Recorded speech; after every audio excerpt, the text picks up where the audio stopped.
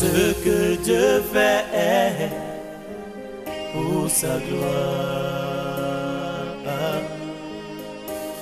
Tout ce que Dieu fait pour sa gloire. La vie qu'il m'a donnée, c'est pour sa gloire. Je ne me glorifie. La stérilité est-elle une maladie? Son impact sur la société, son origine et la guérison par les plantes. L'action du chercheur, c'est d'apporter des solutions à même d'influencer positivement le quotidien de ses concitoyens. Aujourd'hui, nous parlons de stérilité. Au milieu de nous, il y a quelques couples qui ont accepté de nous accompagner. Hier, traités de stériles, mais qui ont été guéris, apporteront leur témoignage ici. Salomé peut-elle se lever? Elle avait des irrégularités de menstrues, des ovaires dystrophiés. On l'a traité, on l'a guéri. Salomé en combien de jours? 21 jours. Le Seigneur lui a donné cet enfant. L'enfant s'appelle comment?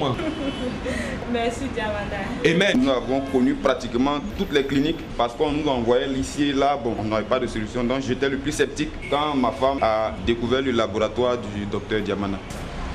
Ils sont de prendre les numéros sur l'affiche là. Elle me dit, mais tu veux prendre n'importe quoi. Il dit, mais il faut tenter partout où il y a des soins.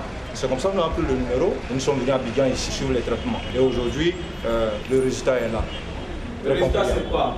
Elle est enceinte de 5 mois. Un gynécologue qui nous suivait, il a prescrit des médicaments qui coûtaient 19 445 francs, c'était par semaine. Mais chaque 3 mois, je devais faire une échographie. C'est ainsi que j'ai croisé M. Oscar et puis je lui ai demandé qu'est-ce que ce monsieur fait. Il dit qu'il peut vous traiter, allez-y le voir. Je suis allé rencontrer le docteur Diamana. Il m'a dit qu'en 21 jours, il allait finir les 2 kystes. Bon, si le champ, vous convenez avec moi qu'on ne peut pas croire. J'étais étonné. Bon, mais je me suis dit que j'allais tenter quand même. Et dès qu'on a commencé le traitement, à 21 jours, nous sommes allés refaire l'échographie. On nous a dit que les 2 kystes ont disparu. Elle n'avait pas de glaise cervicale. Nous sommes revenus encore chez le docteur Diamana qui nous a donné certains médicaments. Et le dernier traitement, elle a 8 mois. On m'a opéré fibrome. Ça fait 2 ans. Quand je changeais toujours d'enfant, je ne voyais pas. Le docteur Diamana. Aujourd'hui, la preuve est là. La preuve fait combien de mois? 8 mois.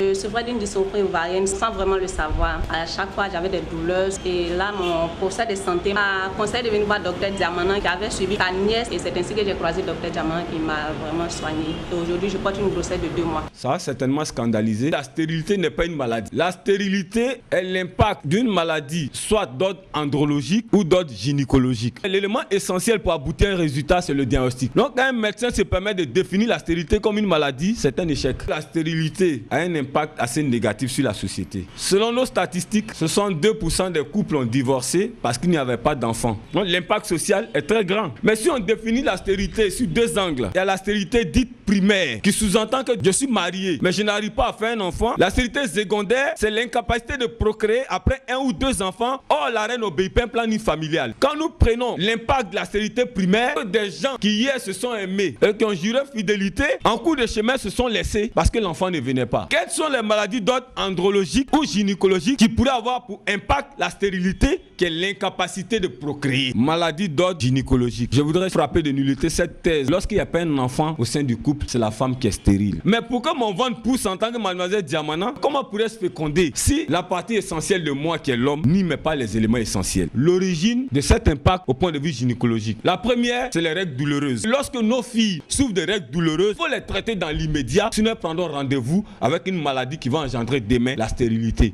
L'une des causes, la dystrophie ovarienne. Quand on parle de dystrophie ovarienne en médecine, c'est que les ovaires sont sortis de leur proportion datant et sont devenus plus gros. Il y a aussi les myomes, les fibromes, la prise des pilules, les menstrues irrégulières, l'infection urinaire qui peut entraîner le manque de glaise cervicale. La stérilité gynécologique n'est pas une maladie, c'est l'impact d'une maladie qu'on a connue en amont hier qui n'a pas été bien traitée. La stérilité d'ordre andrologique, c'est-à-dire chez l'homme, à 80%, c'est dû à l'infection urinaire qui peut entraîner demain l'oligo, l'azospermie, la nécrospermie. Mais au-delà, il y a l'inflammation hémorroïdaire chronique. Je serais incapable d'enceinte ma femme. La virilité diffère de la fécondité. Moi, je l'ai rencontré par le biais d'un ami, frère des eczémas.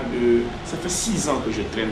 Dieu, ça le met de la part. Ça fait pas 2 mois, je suis content de saluer les gens. Mais moi, j'ai une chose que je sais. La science, c'est l'ensemble des résultats concrets vérifiables. Combien de foyers seront heureux parce qu'un enfant est né ici, là? C'est les résultats. Que la gloire revienne à Dieu parce que je suis un insensé. Je ne me glorifie